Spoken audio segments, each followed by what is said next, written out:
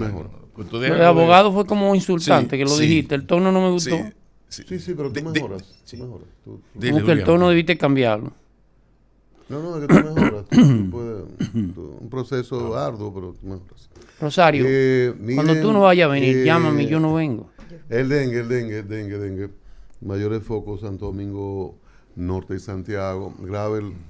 Barahona y San Cristóbal también hay problemas. Barahona y San Cristóbal. Sí. Pero los datos dicen que estos son los mayores focos.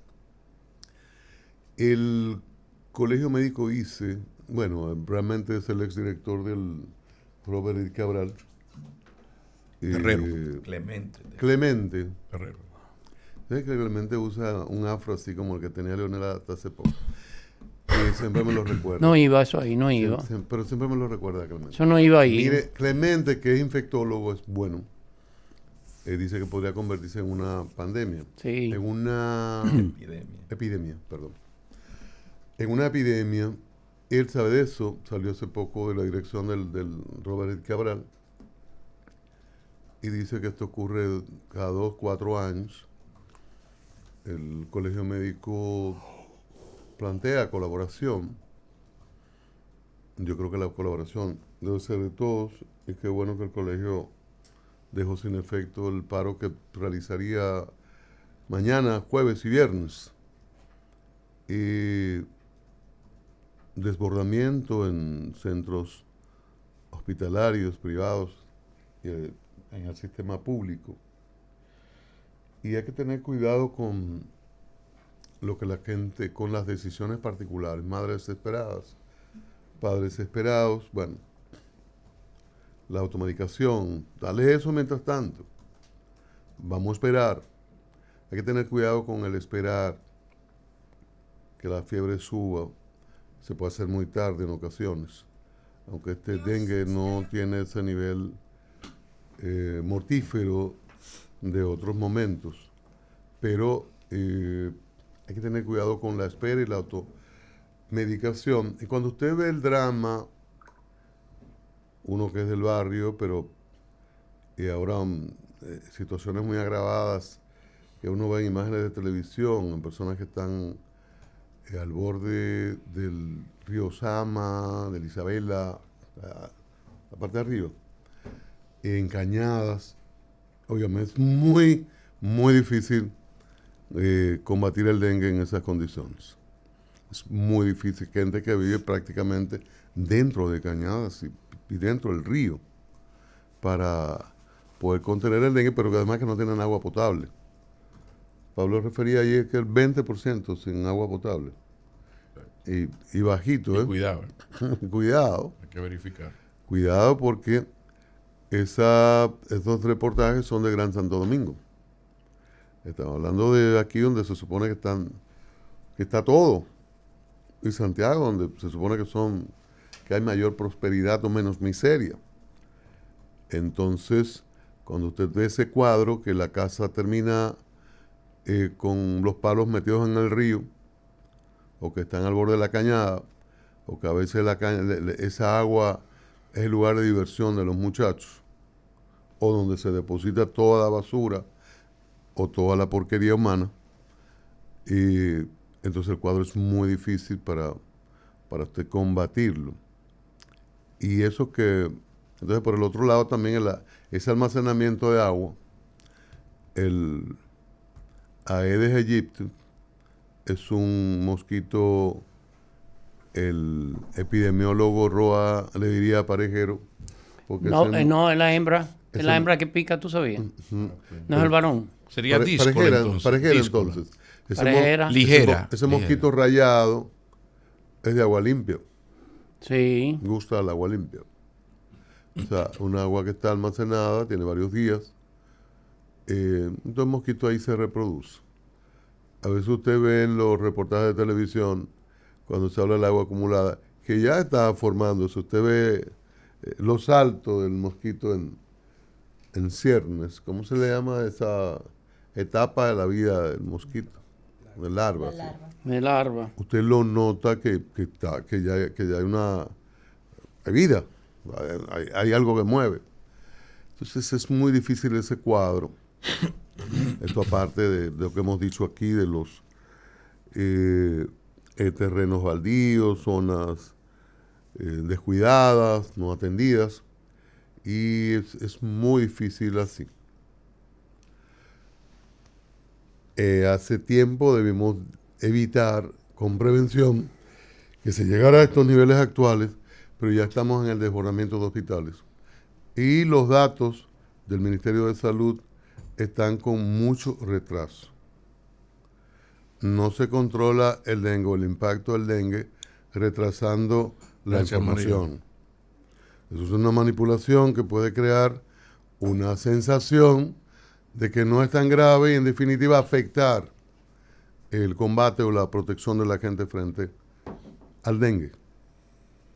Esa maña que es de cuando el COVID, doy los datos de la semana 42, pero creo que estamos en la semana 48. Entonces siempre se retrasa y en un momento de COVID, no voy a recordar eso, uno peleando con el ministro,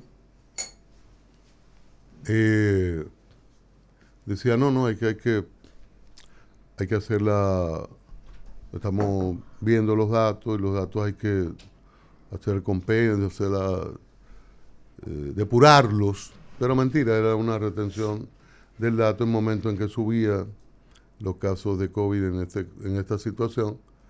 Ha subido de manera bárbara los casos de dengue. Si entran las últimas 2 semanas, es una situación de explosión. Porque es la expresión en los lugares privados y en los centros públicos, que repito, no todos llegan, no todos los padres, madres, asumen las recomendaciones de las autoridades de salud y los médicos de que ante fiebre acudan al centro hospitalario para la verificación del lugar.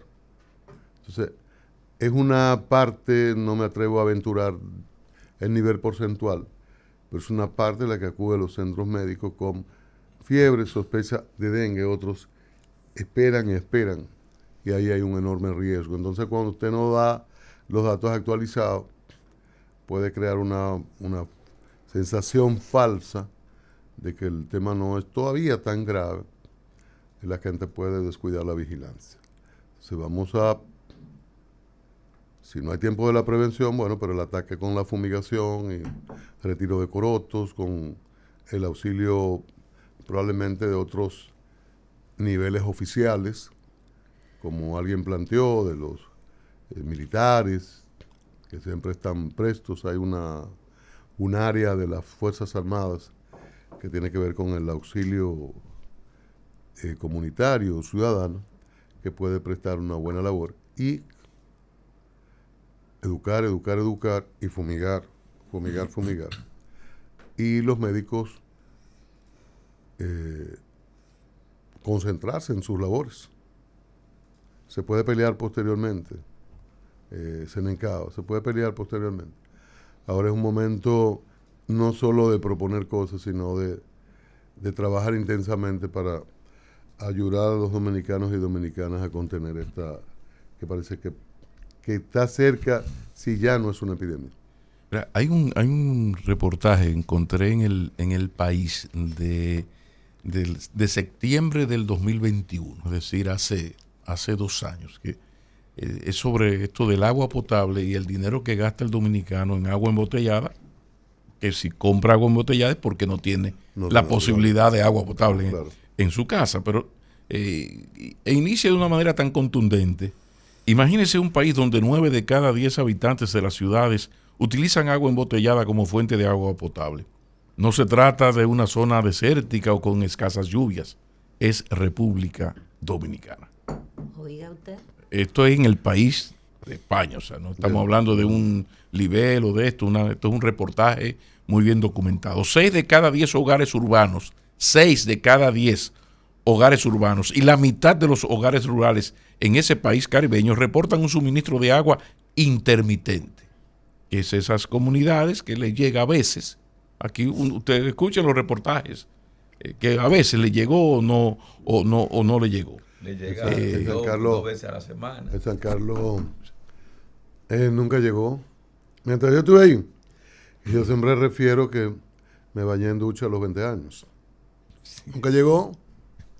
San Carlos ahí. San Carlos. En el centro del pueblo. Centro. Hasta, En el el otro día. centro. Hasta el otro día el centro del pueblo. Centro. Al lado del Palacio Nacional, del Al centro lado del del poder. Y centro Entonces ya Nunca llegó. no más preguntas. Imagínate lo que pasa en la zona Hacia la empobrecida. zona norte. 6 de cada 10 hogares urbanos y la mitad de los hogares rurales en este país reportan suministro de agua intermitente. Más de 2/3, atención ahora que estamos hablando de dengue, y vamos a hablar de dengue. Más de 2/3 recurren a tanques, bombas o cisternas para almacenar agua para el consumo diario. Ahí está gran parte del problema, porque el egiptis del carajo el muchacho lo que le gusta es estar en agua limpia, no en el agua guácala, sucia, puerca, ¿no? Entonces, esto es hace 2 años. Cuida su higiene. ¿no? Pero eso no es todo. La baja calidad del servicio obliga a los dominicanos a recurrir a agua embotellada, que es más cara, lo que les genera un fuerte impacto en sus bolsillos. Y esto se va empeorando, dice la periodista. En el 90, el 13% de la población urbana y el 0,7% de la rural utilizaba agua embotellada como fuente de agua potable. En el 16, según el último registro, esa cifra ascendía al 89% de la población urbana y al 68% de la población rural. El 40% de los hogares más vulnerables destina un 12% de sus ingresos a adquirir agua. Y de ese porcentaje, un 95% es para agua embotellada que compra a empresas privadas. Porque aquí, la baja clase media hacia arriba, nos creemos que podemos resolver nuestros problemas de manera individual y que el país va a seguir marchando. Aquí la escuela era deficiente, mis muchachos van para el colegio, los hospitales no funcionan, yo tengo un buen seguro privado, hay inseguridad, recuerden cuando comenzamos a poner los hierros en las casas, y así vamos. El agua es deficiente. En vez de tirarnos a la calle y hacer un movimiento social para que se haga lo que se tenga que hacer, no. Entonces yo, como soy baja clase media, y a mí gastarme 1,000 pesos de agua al mes no es nada, yo vengo y compro mi agua, y el resto de la sociedad. Entonces todo este individualismo que el neoliberalismo va imponiendo y el ciudadano de manera irresponsable va aceptando. Y la falta de respuesta de la parte estatal, ¿verdad? No, el Estado y los gobiernos reaccionan al pueblo. Aquí era posible hablar de 4%. Ahora, cuando este país se vistió de amarillo 2 viernes seguidos, aparecieron los cuartos. Y no es que no había cuartos para la educación. Ahora, sí, ¿por qué? Bueno, porque el pueblo le dijo a San Danilo Medina, a Hipólito, que era candidato, a San Leonel, quien sea. Este país necesita eso. Ahora a los gobiernos usted tiene que demostrárselo. Por eso es lo que llamamos militancia ciudadana. Militancia ciudadana. Los gobiernos, los partidos, los políticos, ellos escuchan, o sí, a partir de sus intereses. Tú sabes que en el año 96, 97 específicamente, sí, yo fui gerente en INAPA. ¿Y cuáles cosas? Y ven acá. ¿Y qué haces tú de gerente? Buenos días. Les digo que me INAPA. sale por donde quiera. Por donde quiera que me sale. En INAPA también. En INAPA. O sea que tú conoces en muy el bien área comercial. Este asunto Sí, del agua, claro. y el negocio del agua. También. Es por donde quiera. Yo le dije a usted hace unos días que con un personaje, el presidente Fernández le dio un boche a todo lo que éramos funcionarios en INAPA. Por una sola razón. Subimos el precio del agua. Subimos el metro cúbico de agua, costaba como $1, y lo subimos Sí. a $2. Y por supuesto no se hicieron esperar la protesta. Y el gobierno decidió echar para atrás, subir la tarifa del agua. La gente no te paga el agua, no la paga. No te paga la basura, no la paga. Pero va y compra un botellón que le vale 40 pesos. ¿Cuánto vale un botellón? 40, 50, 60 pesos, no sé. 50. ¿No? Si es económico, sí, pero si es Planeta Azul, 80 pesos. Entonces la gente no apoya lo público para entonces irse a lo privado, porque vuelvo y te digo. ¿Cuál es el problema? Si tú bueno, Rosario sabe, Julito Suero Marrancini, que es la persona que más sabe de agua en este país. Ya lo sé. Él y Marco Rodríguez, en paz descanse Marco, abuelo de ese muchacho, de José Horacio. Sí. Marco es de esos Rodríguez, mira. Sí, Qué buen aporte, yo no Marco sabía. era el esposo de Matavari, acuérdate. Pero es otra cosa. Y ese, ya sé, sí, Ahora, sí. Yo lo conocía como si- Marco el de Inma. si tú, Es el mismo.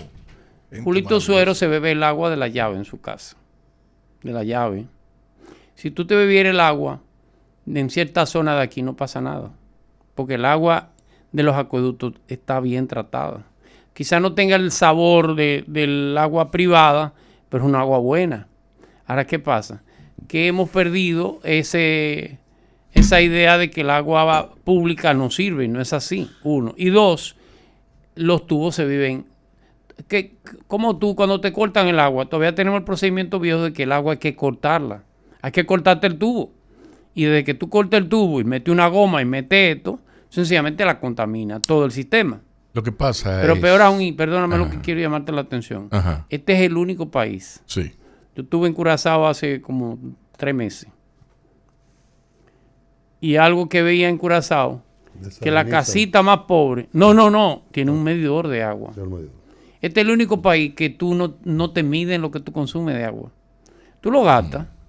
Y si tienes un tubo roto en la cisterna, tú lo gastas. Chacho. Y si tú tienes una fuga en un inodoro, tú lo gastas. Sí.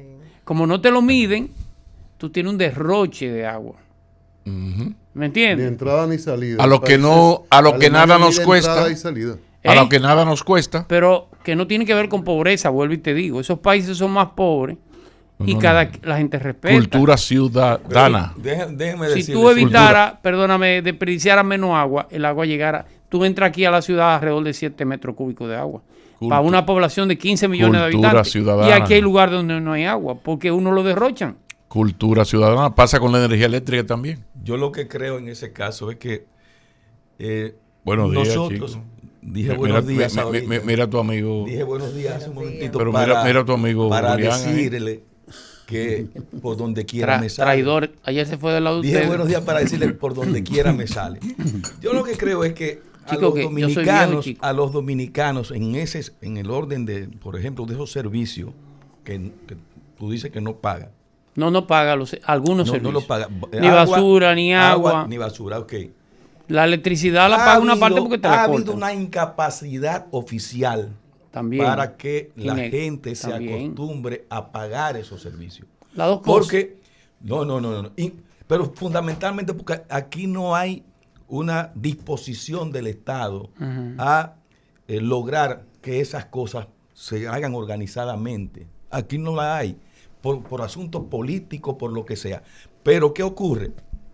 Nosotros tenemos, lo pongo de ejemplo porque es la cuestión más eficiente, más efectiva y que la respetan. Las empresas telefónicas le pagan normalmente. Claro. Y no hay problema con eso. Porque te quedas sin servicio Y inmediatamente. prácticamente la inmensa mayoría de los dominicanos tiene su servicio telefónico.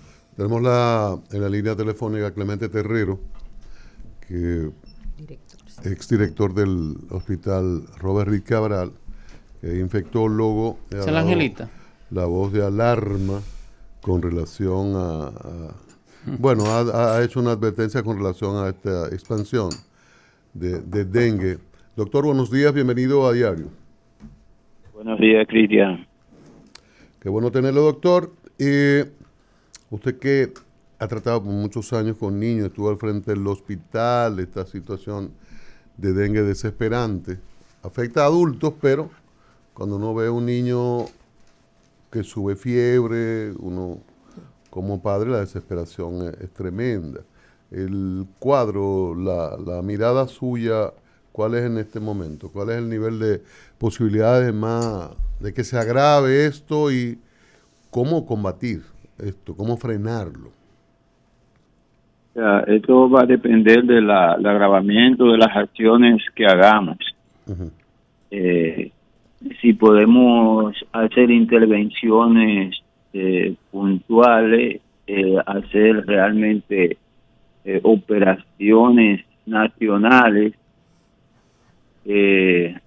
una gran intervención que pudiéramos mitigar, pero es que la epidemia apenas si comienza, tiene más o menos 2 semanas de nacimiento, de evolución como tal, como epidemia.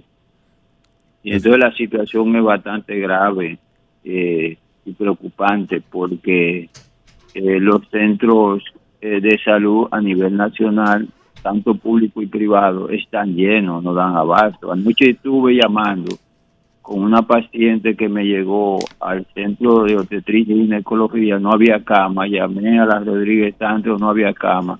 Llamé al Real, no había cama. Llamé a la Independencia Sur, no había cama. Y eso sucede en los demás centros y a los demás médicos. Y en lo claro. Claro, imagínense ustedes, o sea que la situación realmente es verdaderamente grave, preocupante, y no se puede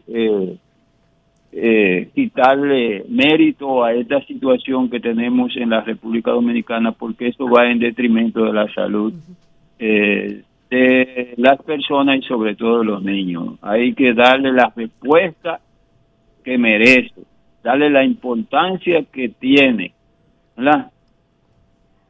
Doctor, eso es lo que estamos planteando. Doctor Clemente Terrero, ¿qué ha pasado?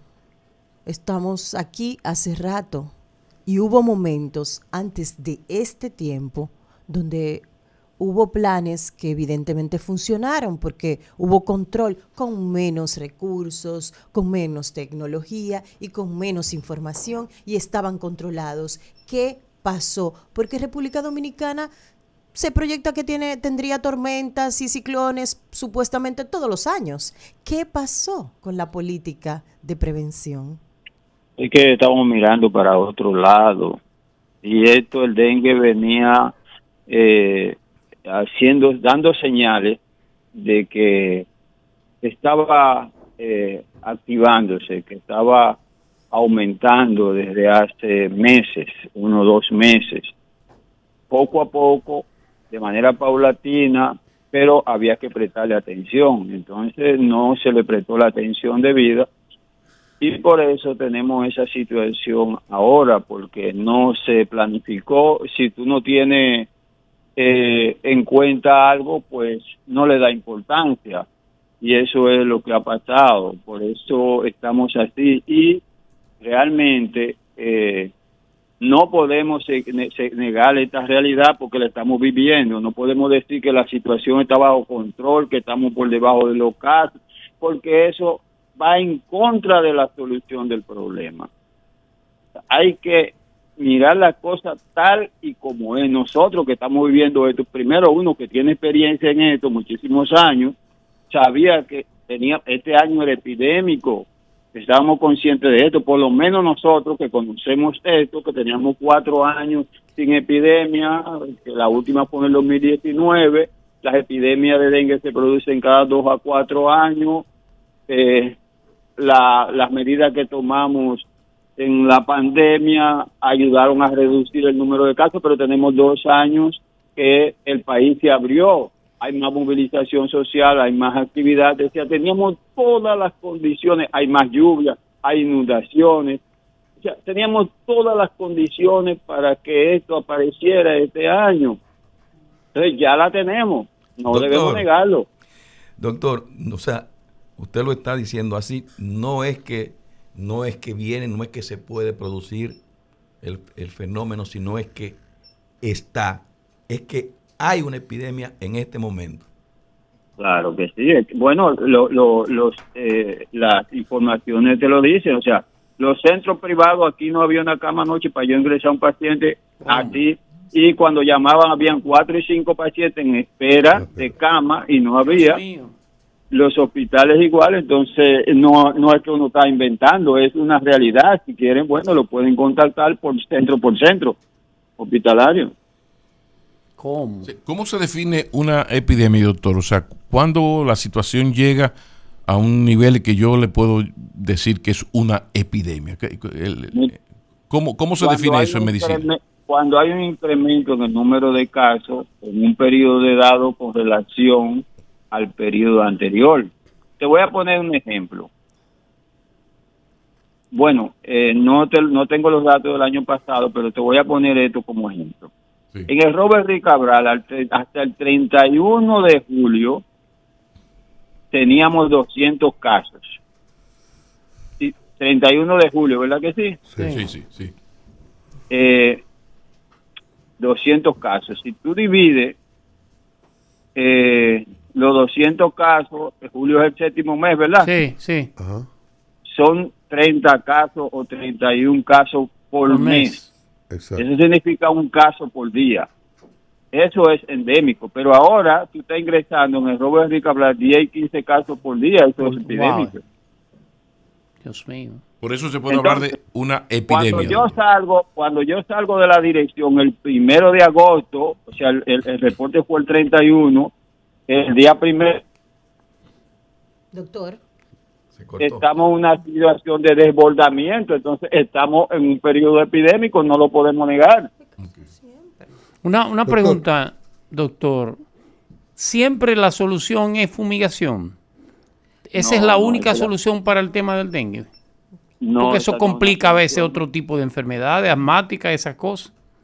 Eso no es una solución, eso es un paliativo o una medida aislada particular, porque tú fumigas y eliminas a todos los adultos, pero los que van en evolución, los embriones, Las larvas. van en desarrollo, las larvas que están ahí en los criaderos, y ya en una semana vuelve otra vez y se llena la población de mosquitos. O sea que eso no es la solución es eliminar o evitar, descacharrizar para que no haya criadero.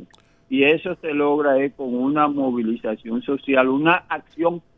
Ahora mismo, por ejemplo, lo que el Estado tiene que pensar es una acción contundente, de efecto, con la misma magnitud con que tenemos la epidemia. Así mismo darle con la misma fuerza, no estar amarrando cositas y esas cosas. Doctor, no, esto es una realidad. Doctor, ¿cómo se expresa eso? Digamos, paso 1, 2, 3, 4, para actuar con contundencia ante una epidemia de esta magnitud. Hay que dar una movilización social, activar, organizar, planificar, concentrar todas las fuerzas que tiene el Estado, digamos yo, en términos de salud, los ayuntamientos, la CAS, educación, salud pública, el Servicio Nacional de Salud, todos esos equipos, trabajar la integración de las direcciones provinciales, toda la dirigencia de salud y eso es una emergencia nacional, doctor. Junta de vecinos, claro que sí. Es una emergencia nacional. Claro que sí. Si queremos disminuir el problema. Doctor, he escuchado versiones de que esté menos letal, de que es un dengue. ¿Usted podría explicarnos por qué que hay pocas consecuencias, afortunadamente, letales, aunque han aumentado mucho los casos, pero pocas muertes? No creo eso. No. Ah, bueno, explíquenos, porque entonces es una falsa percepción. Mira, Cuéntenos. el Ministerio de Salud Pública publicó la semana pasada en periodo endémico 25 fallecidos en periodo endémico. ¿Y cuántos van a haber en la epidemia? Entonces fue endémico, ¿eh? Claro, eso es endémico. En la epidemia eso se incrementa, eso es normal. pero muchísimo. Sí, pero... Claro, 25 en periodo endémico es mucho. Y ya pero, la semana doctor, pasada ocurrieron como 12 o 3 muertos. ¿Cuándo? La semana pasada. Porque eso, que no tenemos los datos actualizados. A veces ustedes Pero eso desde el lo dio el Colegio Ministerio de Médico Salud Pública. reportan muertes por centros aportados por los médicos afiliados, pero no hemos tenido esas informaciones actualizadas. El Colegio Médico puede tener estas informaciones con los médicos. Pero también se supone que el Ministerio de Salud Pública tiene que ofrecer información sobre eso. Y las ha ofrecido datos oficiales. Datos oficiales. El Ministerio de Salud Pública informó que en lo que va de año se han registrado 5.145 casos probables de dengue y 5 defunciones por esa enfermedad. Hasta el 28 de agosto. Ese es el informe. Un momento. Doctor, adelante, doctor, sobre estos datos. Sobre los datos que da Salud Pública. primero hay un subregistro y una notificación porque hay un subregistro. Esa es una. Sí. Y dos, ellos hablan de 25 fallecidos hasta la semana pasada. Y después de eso han ocurrido varios fallecidos más. No podemos estar enmascarando las cosas, hay que hablar la verdad. Vuelvo a la versión, esta no es una opinión, versión oficial. El director de las direcciones provinciales y áreas de salud, Luis Rosario, dice que la pasada semana están bajo investigación 27 defunciones para confirmar o descartar que fueran causadas por dengue. Un dato. Es que eso, sí, exactamente, a eso es que me refiero. 27, porque había 25 más 2 que habían fallecido después. Esa es la mortalidad por dengue en el país, 27 pacientes. No estoy de acuerdo con esto de la comisión, porque los médicos son los que tratan los casos. Después una comisión se reúne y arriba decía que no, eso no puede ser. No, pero, cada médico. ¿Quién determina que la defunción fue por dengue o no? Se supone que hay que hacer un estudio posterior, porque el médico puede informar que, bueno, el que yo atendí que murió me presentaba todos los síntomas de. Ahora parece que hay un filtro y a alguien hay que creerle. Se supone que la autoridad de mayor credibilidad debe ser la oficial. Adelante, doctor. No, porque yo no estoy muy de acuerdo con eso. Porque no. No, o sea, no es el Ministerio de Salud Pública que le dice al país cuántos casos de dengue y cuántas defunciones hay, sí, sino es quién. No es quien debe decir, este falleció por dengue, este no falleció por dengue, porque se supone que un médico que va a la universidad, que tiene estudios, que está capacitado, que ha manejado cientos de pacientes de dengue, otro viene a decir en una oficina, este no es dengue y aquel es dengue. Así no es posible eso. Pero tiene que haber una estadística oficial, porque si nos llevamos de esto, cada epidemiólogo puede ofrecer un dato. Entonces alguien tiene que tener esa autoridad para darle, como el Banco Central con la inflación. La estadística oficial son los 27 fallecidos. Esa es la estadística oficial. Y los 5,000 y pico de casos, esa es la estadística oficial. Lo que ocurre con eso, doctor, es que hacía la precisión, Pablo, de que esos 27 casos, o 25 de esos 27 casos están ahí para determinar si realmente es por dengue o es por otra causa. Entonces, como cuando el COVID. Entonces, ahí uno no sabe. Vamos a continuar con la entrevista del doctor. Sí. Doctor. Sí, lo que pasa es que no puede alguien allá arriba en una oficina sentar y decir, no, sí, aquel no, cuando el médico tiene todos los conocimientos y el paciente tiene todas las manifestaciones clínicas y además tiene todas las alteraciones de laboratorio, y que entonces alguien venga allá arriba, sí, aquel no. O sea, eso realmente como que no es muy fiable. O sea, que el dato oficial, doctor, sería la opinión, la información que suministre cada médico a partir de los pacientes que trató. 10 médicos informan 10. 27 pacientes fallecieron por diagnóstico probable de dengue. Exacto. Listo, ya. Ese es el dato oficial. Eso debe ser la información. Exacto. Ahí estamos. Doctor, ustedes cada centro suministra datos, por ejemplo, el caso de COVID, en algún momento se comenzó a hacer esta consolidación, para llamar de alguna manera, pero supone que en cada centro dice, bueno, obstetricia, qué sé yo, murió por dengue. ¿Ese dato va a dónde o van dónde? ¿O Salud Pública lo recoge por centro? ¿Perdón? No, esto va a la Dirección Nacional de Epidemiología. Robert Rick Cabral informa toda la semana, todos los días, las estadísticas de dengue, por lo menos es Robert Rick Cabral, todos los días. Entonces ya es un dato oficial, ¿no? Sí, ya es un dato oficial.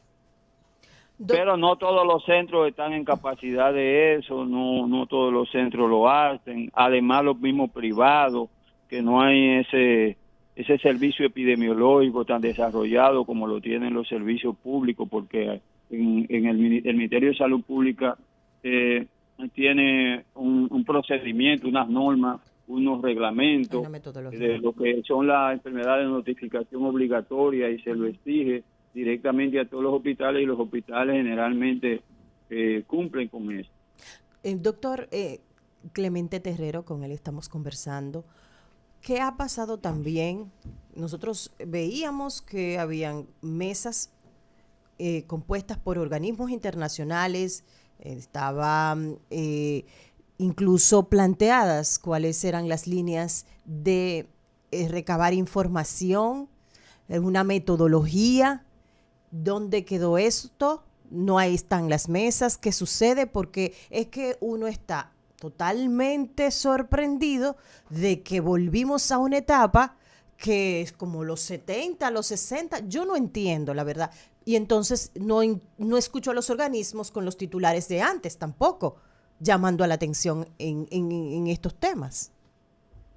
Sí, nos enfocamos mucho en COVID, nos enfocamos en otras cosas, tal vez en los problemas sociales, en los problemas económicos, en los problemas políticos, y en la salud pues no hicimos mucho énfasis, por lo menos con relación a este problema del dengue. En otra área tal vez se hizo, pero en cuanto a esto, realmente no se trabajó en esa mesa, diría yo, como porque debió haberse trabajado, porque uno venía advirtiendo, no sé si ustedes escuchaban las mismas declaraciones cuando yo era director del hospital, Sí. que habían incrementado los casos, que había que mantener la vigilancia, que había que prestarle atención, pero nadie lo hizo. ¿Y qué puedo hacer yo? No, claro. Usted usted Bueno. es un ente solamente. Doctor, muchísimas gracias. Siempre, Cristian. Bueno, el Bye. doctor Clemente Terrero, infectólogo de muchos años en el Hospital Robert Rick Cabral, tratando este y otros casos. Esa es la preocupación.